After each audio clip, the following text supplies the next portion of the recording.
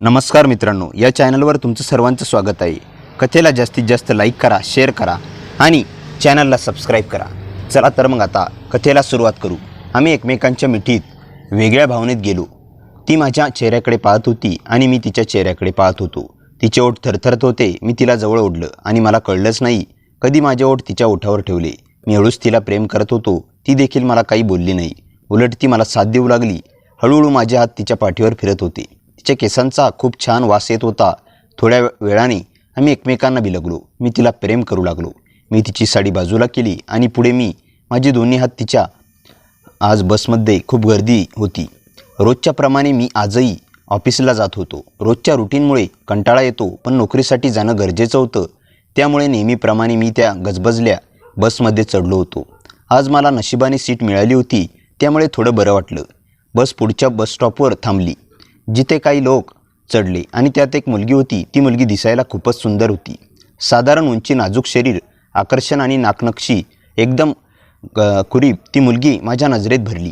ती बसमध्ये चढल्यानंतर जागा शोधत होती, पण तिला बसायला जागा मिळाली नाही। ती खांबाला धरून उभी राहिली। मी तिच्याकडे बघत होतो आणि तीही माझ्याकडे अधूनमधून पाहत होती। तिच्या चेहऱ्यावर थोडा अस्तव्यस्तपणा दिसत होता। ती कदाचित अपेक्षा करत असावी की कोणीतरी तिला बसायला जागा देईल। माझी तशीच समज होती, पण मी ठरवलं की मी जागा देणार नाही। मी रोज तसा प्रवास करतो आणि अशा प्रकारे गर्दीत उभं राहणं पाहतो, त्यामुळे त्या बाबतीत मी नेहमीच तसं निष्क्रिय राहतो। पुढच्या स्टॉपवर आणखी काही लोक बसमध्ये चढले, त्यामुळे सगळी मंडळी मागे सरकली आणि ती मुलगी देखील मागे सरकत माझ्याजवळ आली। आता ती अगदी माझ्या शेजारी उभी होती। तिच्याकडून हलक्या सुगंधाचा वास येत होता। आता मला मात्र थोडा अवघडल्यासारखं वाटलं। मनात विचार आला की तिला जागा द्यावी, की मनात एक दुसरा विचार थांबत होता, कशाला उगाच आपण आपल्या सोयीत बदल करू। मी तिच्याकडे पाहत राहिलो आणि तिला सांगायचं होईल असं विचार करत तसाच उभा होतो। शेवटी माझा संकोच बाजूला सावरून मी तिला म्हणालो, मॅडम, मी इथे सरकतो, तुम्ही बसा माझ्या बाजूला। एक माणूस बसला होता, तो तिकडे सरकला आणि मीही त्याच्याकडे जाऊन बसलो। त्या बाजूला जागा मिळाली आणि ती माझ्या शेजारी येऊन बसली। ती थोडी हसली आणि मला थँक्यू म्हणाली। त्या साध्या एका शब्दातून जाणवलं की तिला माझी कृती आवडली होती। आता बाकीचा प्रवास जरा वेगळा वाटत होता। रोजच्या कंटाळवाण्या प्रवासात आज पहिल्यांदाच काहीतरी वेगळं, काहीतरी उत्साही वाटत होतं। ती मुलगी माझ्या शेजारी होती आणि तिच्या त्या साध्या हास्याने तो संपूर्ण दिवस सुंदर करून गेला। मी तिच्याकडे बघत नाही, उभाच कशाला तिला गैरसमज होईल म्हणून मी मुद्दाम खिडकीबाहेर पाहत होतो। बस सुटली आणि जवळजवळ 20 मिनिटं प्रवास सुरू होता। माझ्या मनात मात्र त्या मुलीचा विचार येत होता, पण मी थोडं दुर्लक्ष करून खिडकीकडून बाहेर बघत राहिलो। अखेर माझा स्टॉप आला। मी उतरून ऑफिसच्या दिशेने निघालो। नेहमीप्रमाणे ऑफिसमध्ये पोचलो, बॅग ठेवली आणि थोडं पाणी पिलं। आज बॉस आला नव्हता, त्यामुळे मी निवांत होतो। कामात कसली घाई नव्हती। थोडा विचार करून ठरवलं, चला कॅन्टीनमध्ये जाऊन चहा पिऊन येऊ।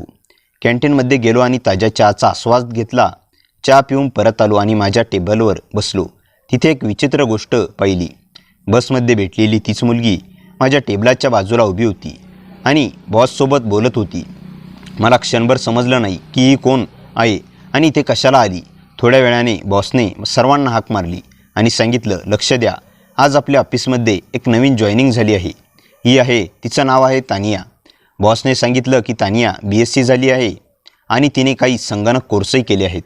आपल्याला असलेल्या रिक्त जागेसाठी ती योग्य आहे। सर्वांनी तिचं स्वागत केलं।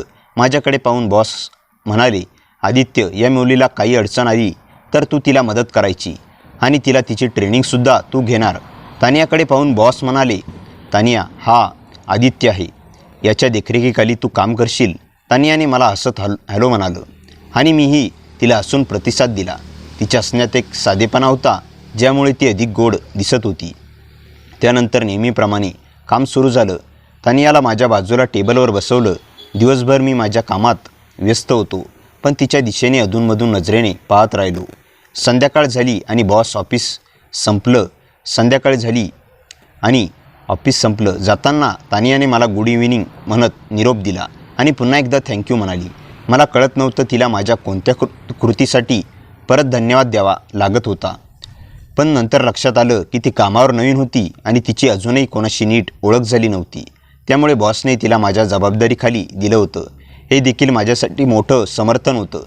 ऑफिसमधून बाहेर पडल्यानंतर मी नेहमीप्रमाणे बसने घरी येतो. मी माझ्या स्टॉपवर बसमध्ये चढलो.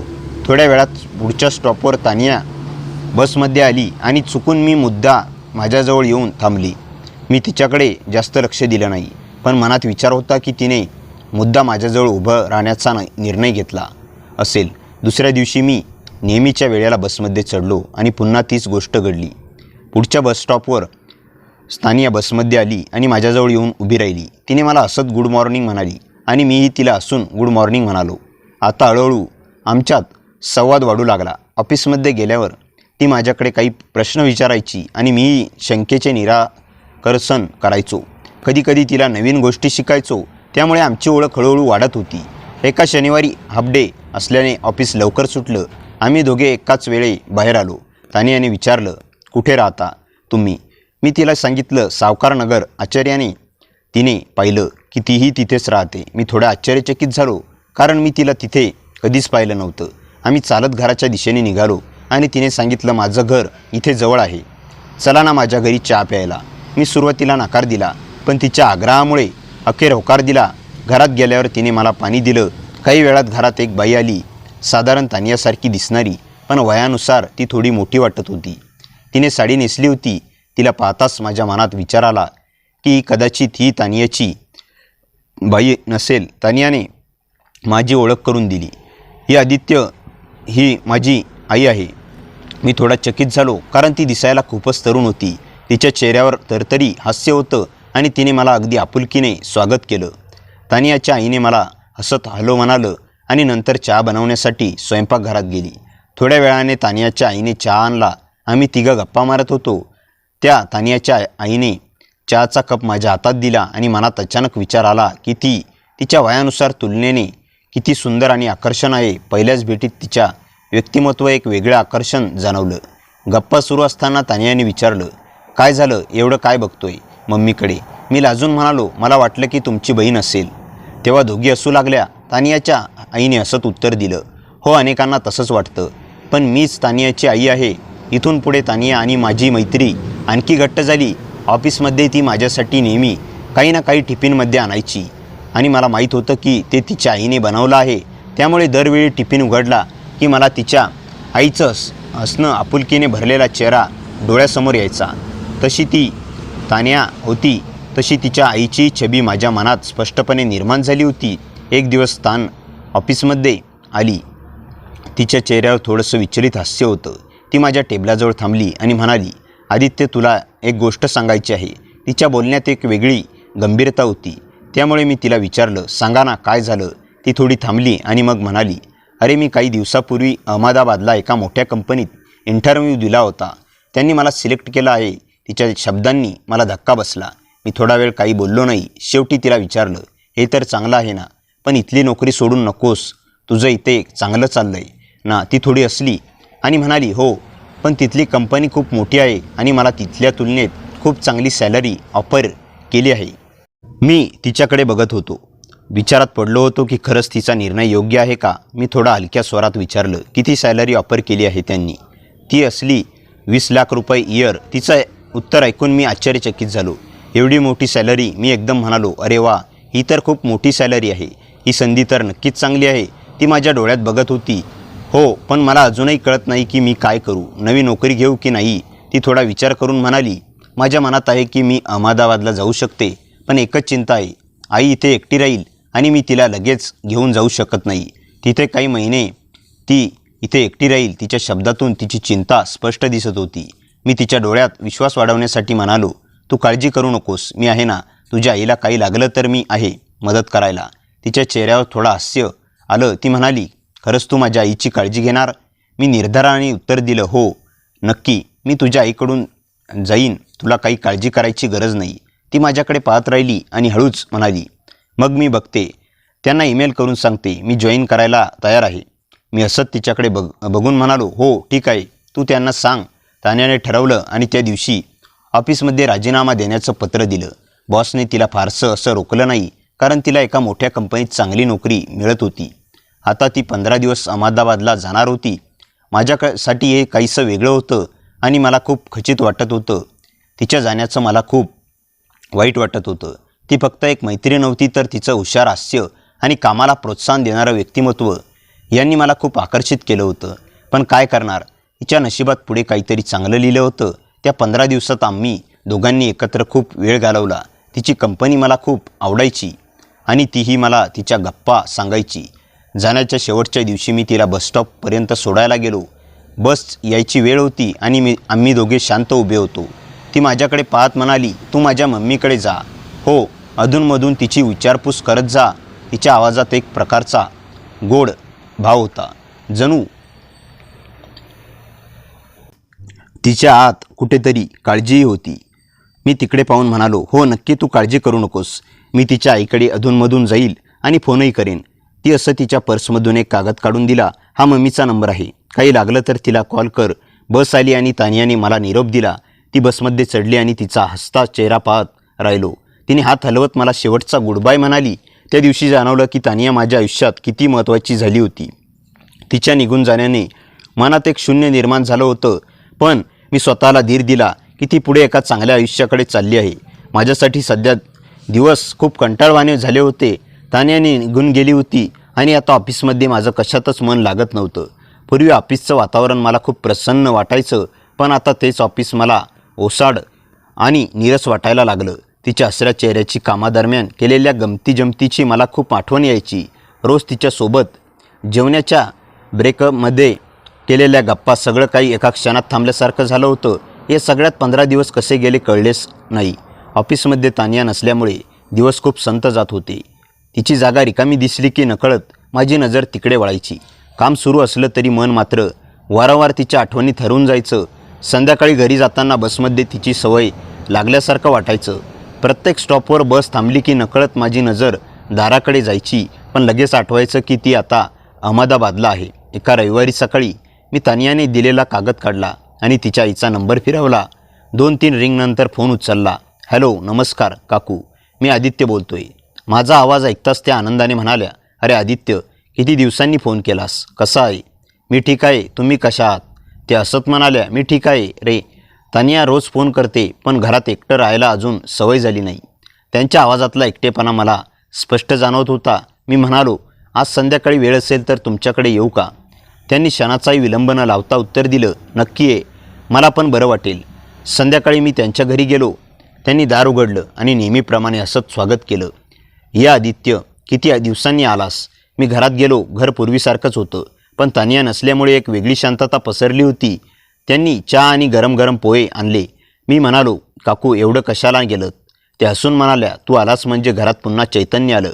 आम्ही बराच वेळ गप्पा मारत बसलो. त्यांनी तानियाच्या लहानपणीच्या खूप आठवणी सांगितल्या.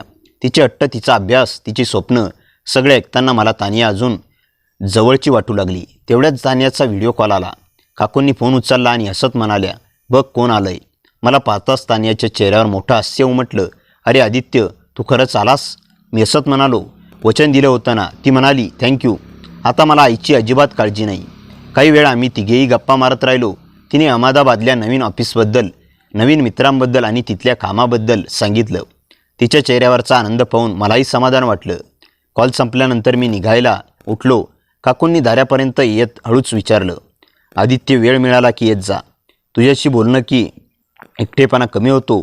मी हसत म्हणालो, नक्की येईन. त्या दिवसानंतर दर आठवड्याला मी त्यांच्या घरी जाऊ लागलो. कधी बाजारातून भाजी आणायचो, कधी औषध घेऊन यायचो, तर कधी फक्त चहा पीत गप्पा मारत बसायचो. हळूहळू त्यांच्याशी माझं एक वेगळंच आपुलकीचं नातं तयार झालं. एके दिवशी ऑफिसमध्ये काम करत असताना माझ्या मोबाईलवर तानियाचा फोन आला. तिचा आवाज यावेळी थोडा गंभीर होता. आदित्य, मला तुझ्याशी एका महत्त्वाच्या विषयावर बोलायचं आहे. मी काळजीने विचारलं, काय झालं? सगळं ठीक आहे ना? ती काही क्षण शांत राहिली आणि म्हणाली, मी पुढच्या आठवड्यात 2 दिवसासाठी पुण्याला येते आणि मला तुला एक महत्त्वाची गोष्ट सांगायची आहे. तिचं वाक्य ऐकून माझ्या मनात अनेक प्रश्न निर्माण झाले. ती कोणती गोष्ट सांगणार होती? तिच्या आवाजातील गंभीरपणा मला सतत अस्वस्थ करत होता. पुढचा आठवडा कधी येतोय याचीच मी वाट पाहू लागलो. पुढचा आठवडा सुरू झाला, पण माझं मन कोणत्याही कामात लागत नव्हतं. तानियाने फोनवर सांगितलेलं ते एकच वाक्य सतत कानात घुमत होतं, मला तुला एक महत्त्वाची गोष्ट सांगायची आहे. ती नेमकं काय सांगणार होती याच मी कितीतरी वेळ विचार करत राहिलो. शेवटी तो दिवस आला. सकाळीच तिचा मेसेज आला, आदित्य, मी पुण्यात पोहोचले आहे. संध्याकाळी 6 वाजता आपल्या नेहमीच्या बसस्टॉपवर भेट. संध्याकाळी मी वेळेच्या आधीच तिथे जाऊन उभा राहिलो. काही मिनिटांनी एक कॅब येऊन थांबली. त्यातून तानिया उतरली. काही महिन्यांपूर्वीची तीच तानिया होती, पण आता तिच्या व्यक्तिमत्वात एक वेगळाच आत्मविश्वास दिसत होता. ती मला पाहून हसली. आम्ही काही क्षण फक्त एकमेकांकडे पाहत उभे राहिलो. इतक्या दिवसांनी भेटल्यामुळे दोघांकडेही शब्द नव्हते.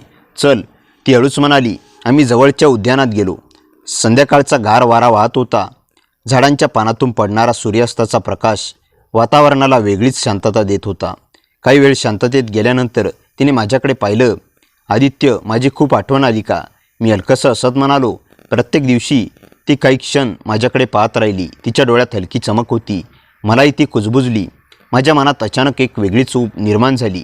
ती म्हणाली, अहमदाबादला गेल्यावर मला कळलं की काही माणसं आपल्या आयुष्यात किती महत्त्वाची असतात. रोज ऑफिस संपलं की वाटायचं आता बसमध्ये तुझ्याशी गप्पा मारता येणार नाहीत. मी तिच्या डोळ्यात पाहत म्हणालो, मलाही तुझ्याशिवाय सगळं अपूर्ण वाटत होतं. ती हलकंसं हसली. तेवढ्यात तिचा फोन वाजला. स्क्रीनवर मम्मी असं नाव दिसत होतं.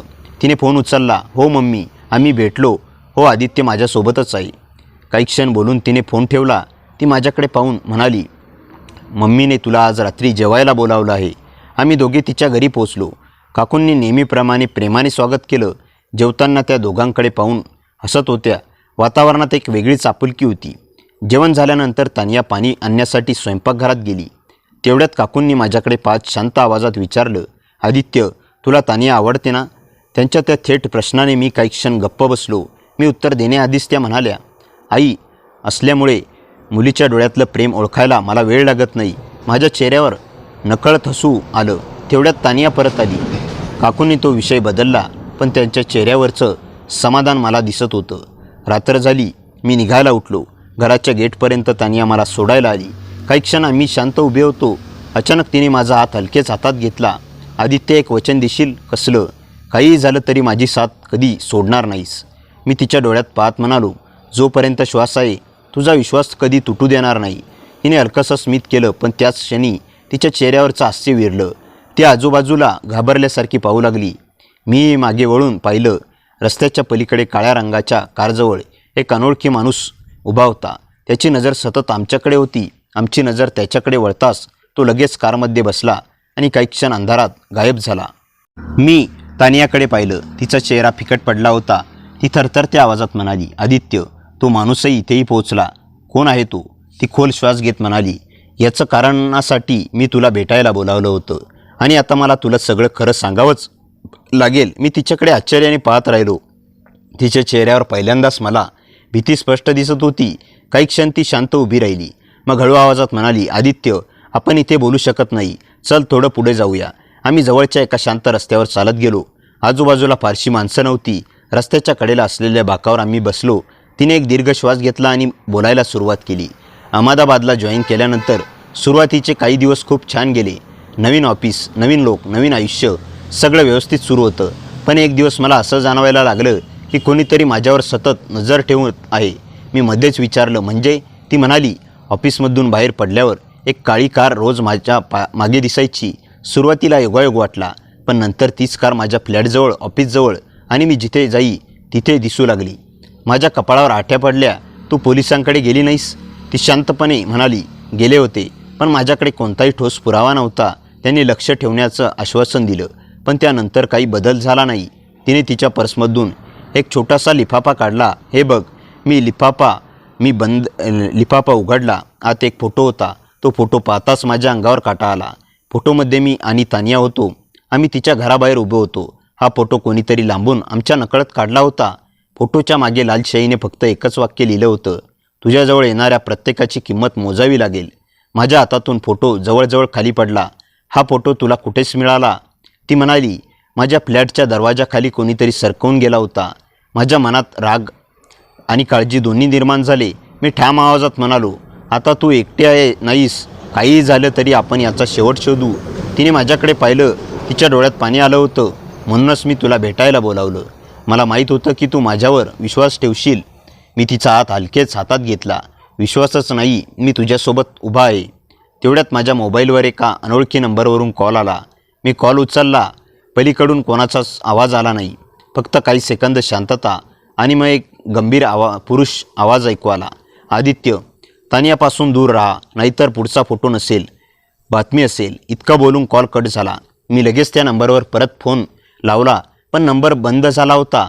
तानिया माझ्याकडे घाबरून पाहत होती. मी तिला सगळं सांगितलं. क्षणभर दोघेही निशब्द झालो. तेवढ्यात दूर उभी असलेली तीच काळी कार पुन्हा आमच्या नजरेस पडली. यावेळी कारचे हेडलाईट्स लागले आणि ती हळूहळू आमच्या दिशेने सरकू लागली. काळी कार आमच्या दिशेने हळूहळू येत होती. माझा हात अजूनही तानियाच्या हातात होता. तिच्या हातात थरथरचा स्पर्श मला जाणवत होता. कार आमच्यापासून काही फूट अंतरावर येऊन थांबली. आम्ही दोघे सावधपणे तिच्याकडे पाहत होतो. काही क्षण कोणतीच हालचाल झाली नाही.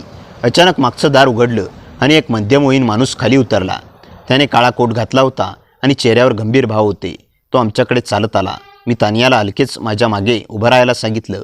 तो आमच्याकडे समोर येऊन थांबला आणि शांत आवाजात म्हणाला, घाबरू नका, मी तुमचा शत्रू नाही. मी लगेच विचारलं, मग तुम्ही कोण आणि आमचा पाठलाग का करत आहात? त्याने खिशातून एक ओळखपत्र काढलं. त्यावर एका खाजगी तपास संस्थेचं नाव होतं. माझं नाव विक्रम आहे आणि मला एका व्यक्तीने तानियावर लक्ष ठेवण्याचं काम दिलं होतं. तानिया संतापून म्हणाली, कोणी दिलं हे काम? विक्रम काही क्षण शांत राहिला. मग म्हणाला, ज्याने मला हे काम दिलं होतं त्याच्यावर आता माझाच विश्वास राहिलेला नाही. कारण ही फक्त नजर ठेवण्याची गोष्ट नाही, काहीतरी खूप मोठं घडणार आहे. माझ्या मनात प्रश्नांची गर्दी झाली. स्पष्ट बोला.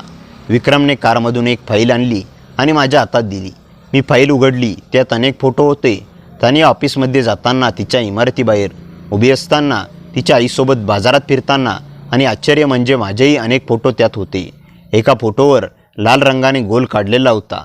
तो फोटो तानियाच्या घराचा होता. त्याखाली लिहिलं होतं, पहिला टप्पा पूर्ण. तानियाच्या अंगावर काटा आला. मी विक्रमकडे रागाने पाहिलं. हे सगळं कोणी दिलं? तो म्हणाला, मी नाव सांगू शकत नाही कारण माझ्याकडे अजून पुरावे नाहीत. पण मी एवढंच सांगू शकतो की तुमच्या दोघांच्या खूप जवळचा माणूस या सगळ्यामागे आहे. जवळचा. मी आणि तानिया एकमेकांकडे पाहू लागलो. विक्रम पुढे म्हणाला, तुम्ही ज्याच्यावर सर्वाधिक विश्वास ठेवता त्याच्यावर सर्वात आधी संशय घ्या. इतकं बोलून त्याने एक छोटासा पेनड्राईव्ह माझ्या हातात ठेवला. यात काही CCTV फुटेज आहेत. ते नीट बघा. तुम्हाला अनेक प्रश्नांची उत्तरं मिळतील. तो कारमध्ये बसला आणि काही क्षणात निघून गेला. मी आणि तानिया थेट माझ्या घरी आलो. लॅपटॉप सुरू करून पेनड्राईव्ह उघडला. पहिल्या व्हिडिओमध्ये तानियाच्या अहमदाबादमधील ऑफिसच्या पार्किंगचं दृश्य होतं. दुसऱ्या व्हिडिओमध्ये तिच्या फ्लॅटचा कॉरिडॉर दिसत होता. तिसरा व्हिडिओ सुरू झाला. स्क्रीनवर रात्रीची वेळ दिसत होती. कोणीतरी चेहरा झाकून तानियाच्या दाराखाली तो धमकीचा लिफाफा सरकवत होता. तो व्यक्ती मागे वळला. चेहरा काही क्षणासाठी CCTVत स्पष्ट दिसला. तानिया अचानक उभी राहिली. तिच्या तोंडून नकळत शब्द बाहेर पडले, नाही, हे अशक्य आहे. मी स्क्रीनकडे पाहिलं आणि माझाही श्वास अडकला. कारण व्हिडिओमध्ये दिसणारी व्यक्ती पूर्णपणे अनोळखी नव्हती. तो चेहरा आम्हा दोघांनी अनेक वेळा पाहिला होता आणि त्याचं नाव उच्चारण्याचं धाडसही त्या क्षणी आम्हा दोघांना होत नव्हतं. मी पुन्हा पुन्हा तो व्हिडिओ पाहू लागलो. प्रत्येक फ्रेम थांबवून त्या व्यक्तीचा चेहरा स्पष्ट करण्याचा प्रयत्न करत होतो. काही क्षणांनी तानिया थरथरत्या आवाजात म्हणाली, आदित्य, हा चेहरा मला चुकीचा दिसत नाही ना? मी खोल श्वास घेत म्हणालो, मलाही तेच दिसतंय. स्क्रीनवर दिसणारी व्यक्ती दुसरी तिसरी कोणी नसून तानियाच्या कंपनीत अहमदाबादला काम करणारा तिचा सिनियर मॅनेजर रोहन होता. तानिया खुर्चीवर बसली. पण हे कसं शक्य आहे? तो तर माझ्याशी नेहमी चांगलाच वागायचा. मी म्हणालो, कधी कधी जास्त चांगलं वागणारे लोकच सर्वात मोठा मुखवटा घालून फिरत असतात. तेवढ्यात पेनड्राईव्हमध्ये आणखी एक फोल्डर दिसला. त्याचं नाव होतं प्रायव्हेट. मी तो उघडला. आत एक ऑडिओ फाईल होती. मी प्ले बटन दाबलं. सुरुवातीला काही सेकंद आवाज नव्हता. मग 2 माणसाचं संभाषण ऐकू आलं. पहिला आवाज स्पष्टपणे रोहनचा होता. ती मुलगी पुण्याला गेली आहे, तिच्यावर लक्ष ठेवा. दुसरा आवाज म्हणाला, आदित्य नावाचा मुलगा तिच्यासोबत आहे. रोहन शांतपणे म्हणाला, गरज पडली तर त्यालाही बाजूला करा. हे शब्द ऐकताच तानियाच्या डोळ्यात भीती दाटून आली. ती माझा हात घट्ट पकडत म्हणाली, आदित्य, हे सगळं माझ्यामुळे घडतंय. मी तिच्याकडे पाहत ठाम आवाजात म्हणालो, नाही, आता आपण घाबरणार नाही. मी लगेच विक्रमला फोन लावला. त्याने फोन उचलताच म्हणाला, तुम्ही फाईल पाहिली ना? हो, आता पुढे काय? तो म्हणाला, उद्या सकाळी 10 वाजता जुन्या रेल्वे गोदामाजवळ भेटा. माझ्याकडे अजून मोठा पुरावा आहे. दुसऱ्या दिवशी आम्ही वेळेवर तिथे पोहोचलो. गोदाम अनेक वर्षापासून बंद होतं. आजूबाजूला शांतता होती. विक्रम आधीच तिथे उभा होता. तो म्हणाला, लवकर या, आपल्याकडे फार वेळ नाही. आम्ही आत गेलो आणि त्यात एक मोठा बॉक्स उघडला. त्यात अनेक कागदपत्र, लॅपटॉप आणि काही फाईल्स होत्या. विक्रम म्हणाला, रोहन फक्त एक प्यादा आहे. मी आश्चर्याने विचारलं, म्हणजे? तो म्हणाला, या सगळ्यामागे दुसराच माणूस आहे, ज्याच्याकडे पैसा आहे, सत्ता आहे आणि जो स्वतः कधी समोर येत नाही. इतक्यात बाहेर टायर घासल्याचा आवाज आला. विक्रम धावत बाहेर गेला. आम्ही त्याच्या मागे धावलो. गोदामाबाहेर 3 काळ्या SUV उभ्या होत्या. त्यातून 6-7 माणसं खाली उतरली. सगळ्यांच्या हातात लोखंडी रॉड आणि हॉकी स्टिक होत्या. त्याचा प्रमुख मोठ्याने ओरडला, पेनड्राईव्ह आणि फाईल्स आमच्या हवाली करा, नाहीतर इथून कोणीही जिवंत जाणार नाही. मी तानियाला माझ्या मागे उभे केलं.